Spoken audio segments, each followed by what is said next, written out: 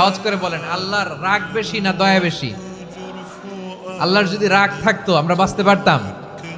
যে পরিমাণে আকাম কুকাম আমরা করি, অপকর্ম করি, অন্যায় করি, জুলুম করে জুলুমের আড্ডাখানা বানিয়ে রেখেছি গোটা দুনিয়াকে, আল্লাহ যদি মুহূর্তে মুহূর্তে রেগে যেতেন আমরা বাঁচতে পারতাম? মহাবিশ্ব সৃষ্টির পরেই তিনি আরশের উপরে লিখেছেন সাবাকাত রাহমাতি গাদাবি, মানে আমি আমার দয়ার কাছে আমি আল্লাহর ক্রোধ, রাগ, ক্ষোভ এটা পরাজিত হয়েছে। সুবহানাল্লাহ বলেন।